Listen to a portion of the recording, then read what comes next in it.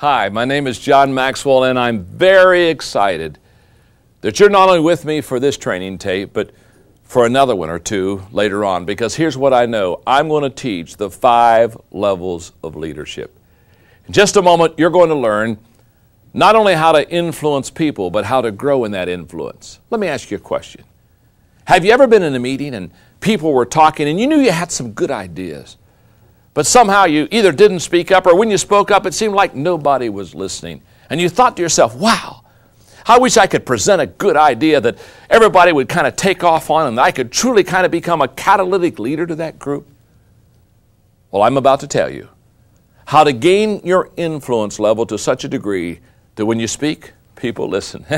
Better than that, when you lead, people follow. Hang on as I teach you the 5 levels of leadership. Every time you climb a step, you have put another foundation underneath your leadership belt. The key to getting people to be successful is to put them where their strengths are. Your team has to be equal with the level of your dream. Your future isn't based on your organization. Your future is based on you.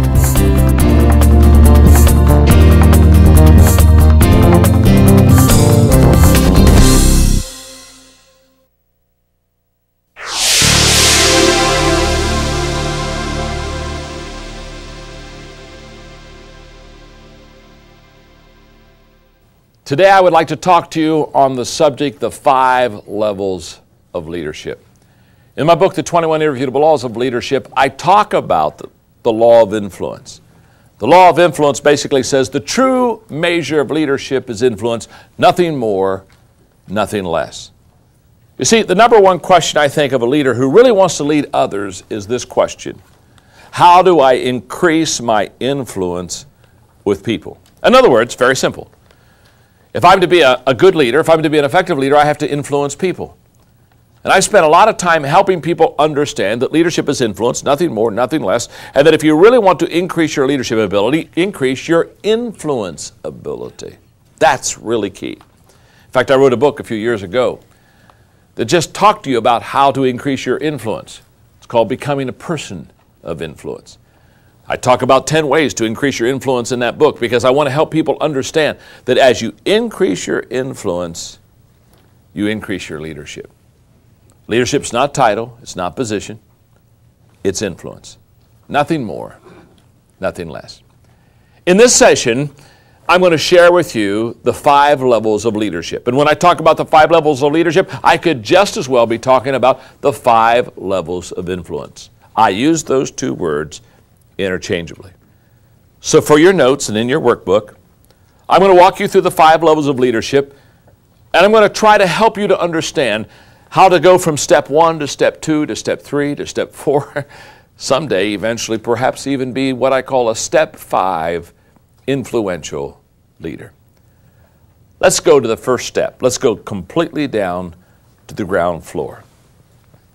On level number 1, the key word is position. You see, at this level, you have a certain position. You have a job. You have a job description. You have a title. People have given you a position of which, in that position, you have certain rights. In fact, beside the first step, position, put the word rights, R-I-G-H-T-S, because what I want you to understand about level number 1 is, at this level, people follow you because they have to. In other words, they follow you because, you're the boss. You've got the paycheck.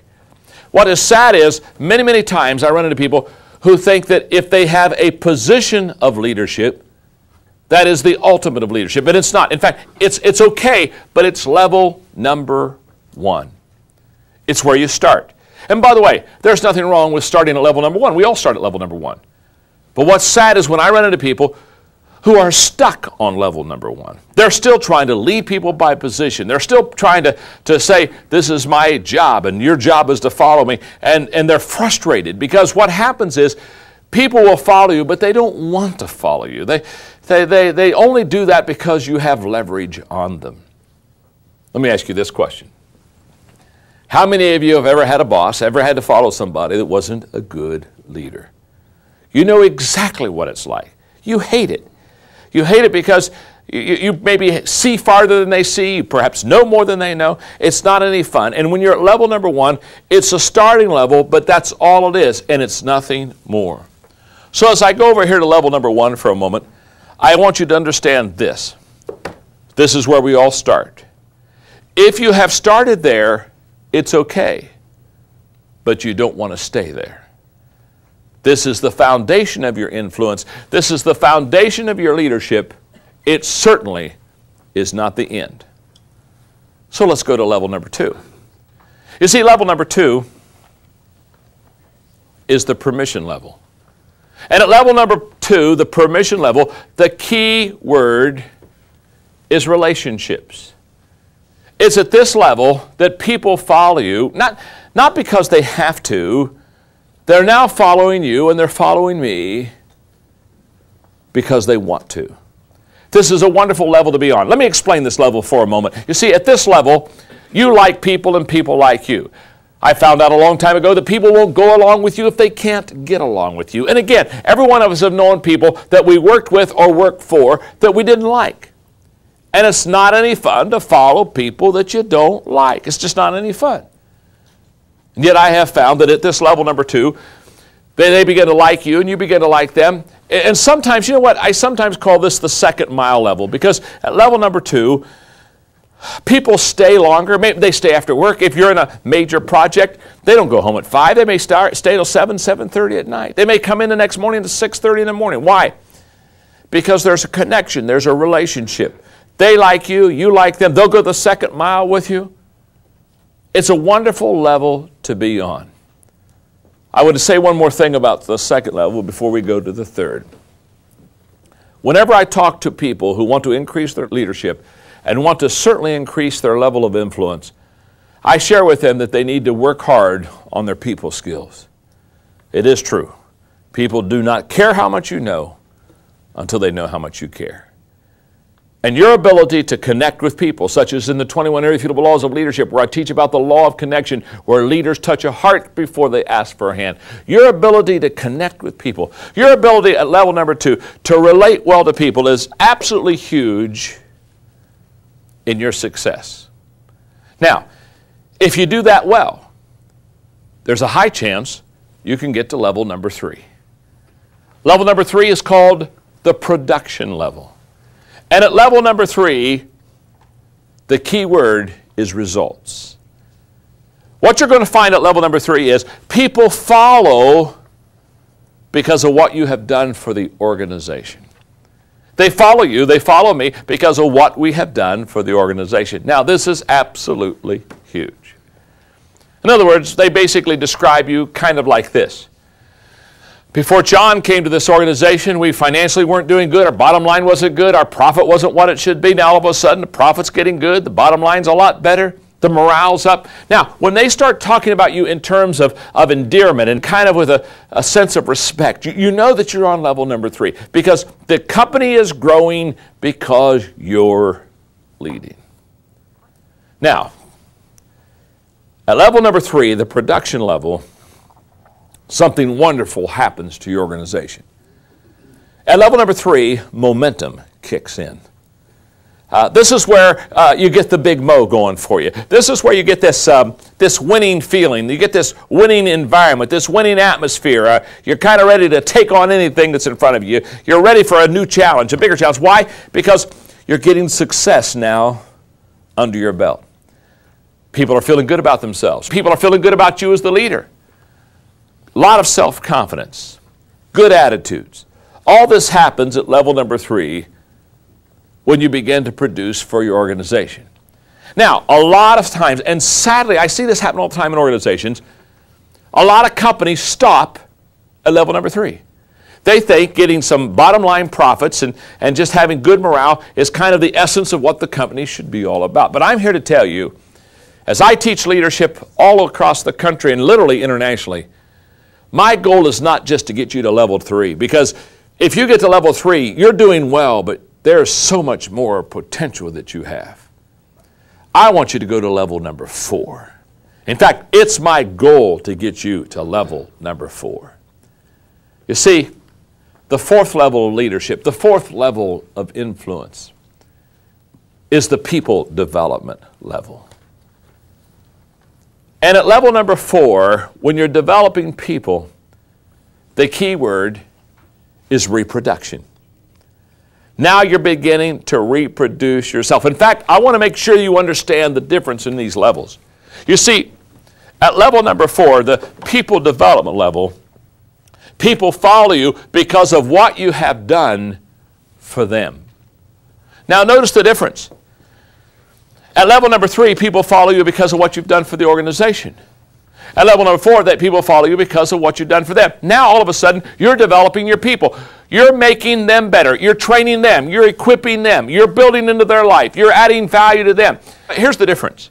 If I belong to the XYZ company, and at level number 3, you've been the leader now for 5 or 6 years, and we're making good profits, and we're all collecting some good dividends and decent salaries, the whole deal.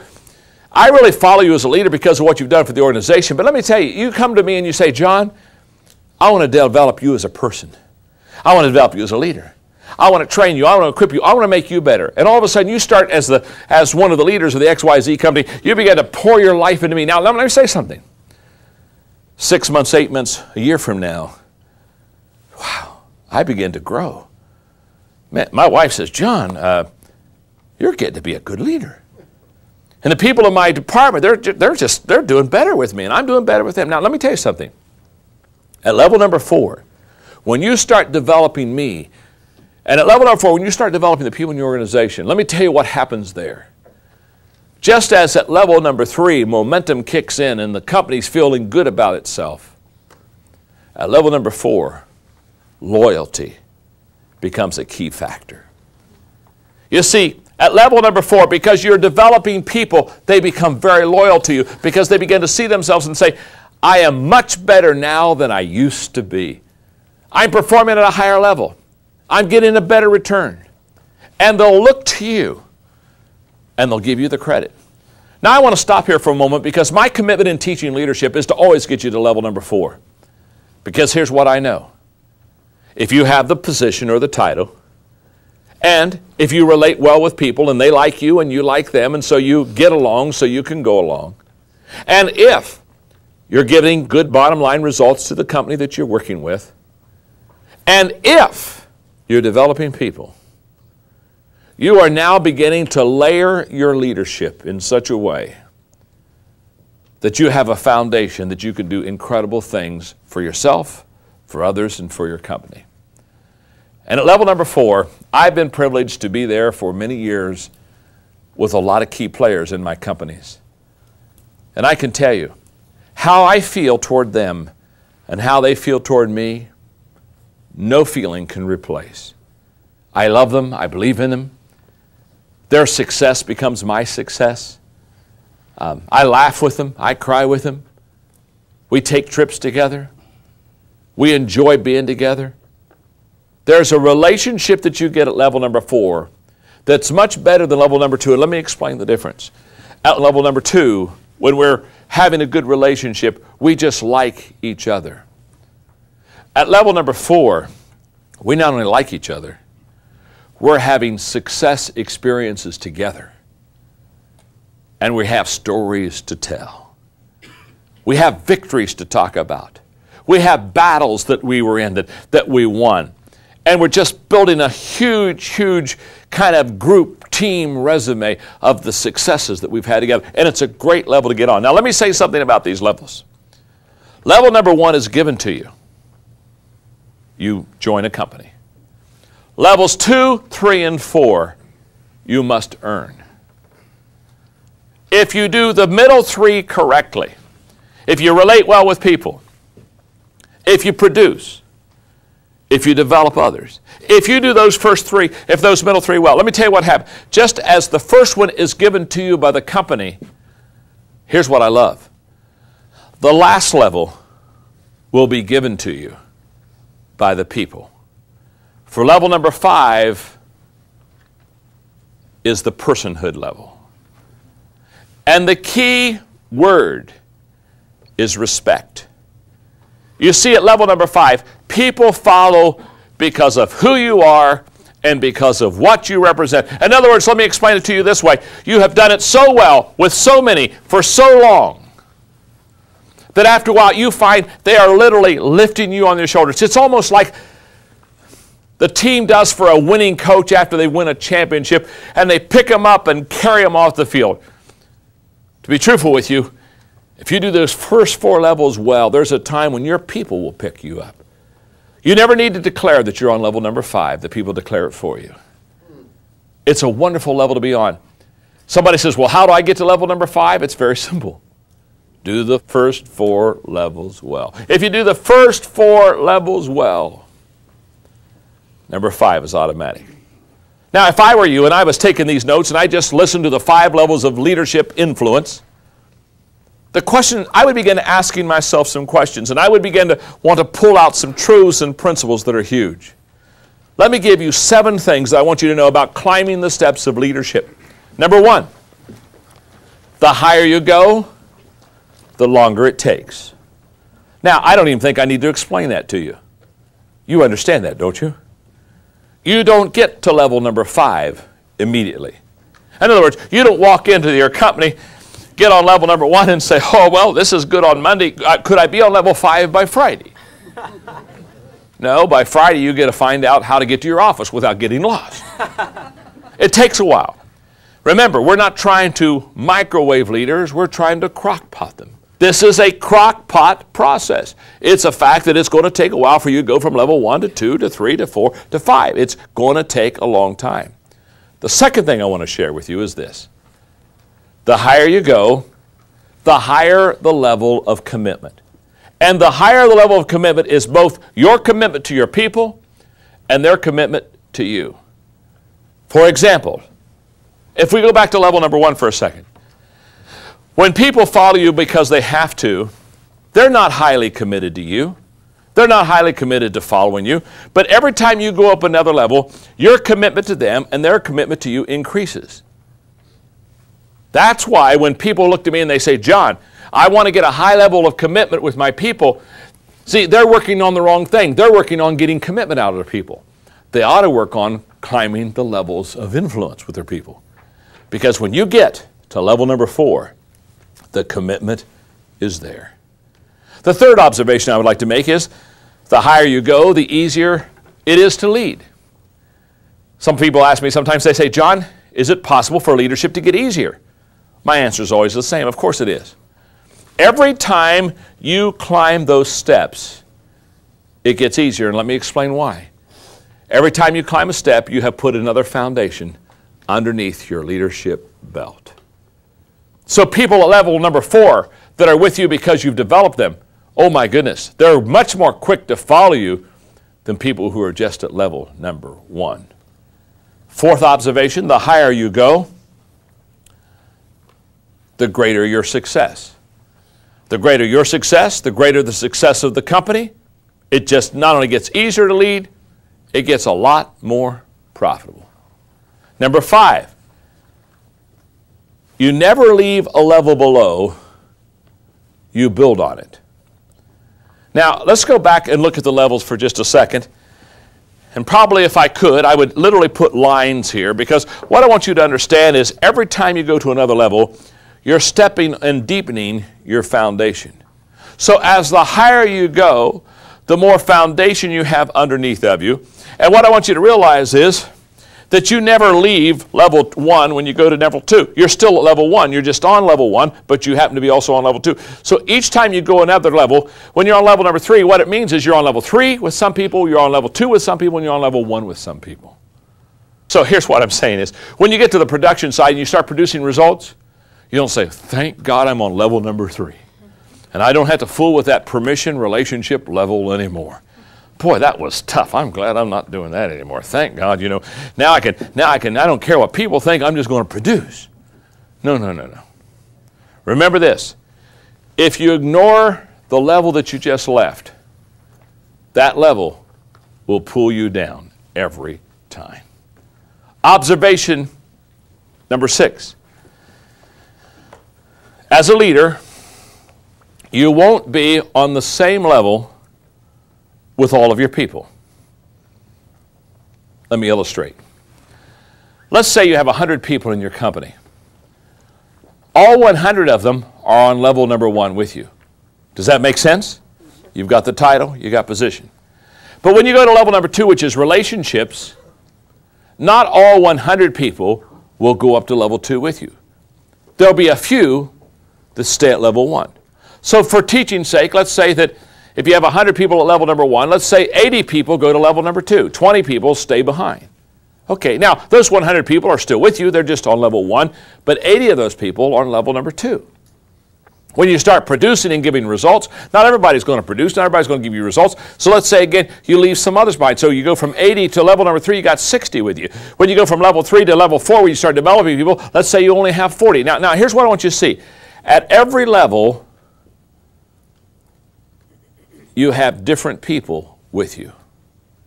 And the higher you go, the less people that you have with you in the levels of leadership. Does that make sense? Yes. Now this is very important. And what makes this important is this. When you cast vision, many times I've seen this, where leaders, presidents of organizations, have cast a vision and they get different responses from their people. In other words, they'll cast a vision and one person says, my goodness, this is a great vision, I can hardly wait to roll up my sleeves. Another person says, boy, I can hardly wait to leave the company. And they'll come to me and they'll say, what happened? You know, I was in the same group with the same people at the same time, casting the same vision, and they have all these different responses. Now, here's what I want you to see. People will respond to your vision, they'll respond to your leadership based on the level you're on with them. Let me explain. I have 100 people in my organization. I have 100 people on level number 1 with me. I have 80 on level number 2. I have 60 on level number 3. I have 40 on level number 4. Now, let's say that I'm asking for a huge commitment. Here's what I want you to know. The people up on these higher levels, they'll commit quickly and they'll commit deeply because they've taken the journey with me. The people on level number 1 who are following me because they have to, they won't be near as deep or near as committed to me as people on level 3 or 4. Does that make sense to you? Yes. I want to make the final observation and then drive home the point. The 7th observation is you must work to carry other leaders with you up the steps. Very simply stated, it's important for you to take what I call your inner circle.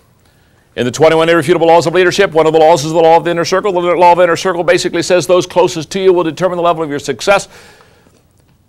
You want to make sure you take them up with you, because if you take your leaders, your inner circle with you, they'll keep you there. I've seen times where leaders failed to take their key people up the levels of influence with them.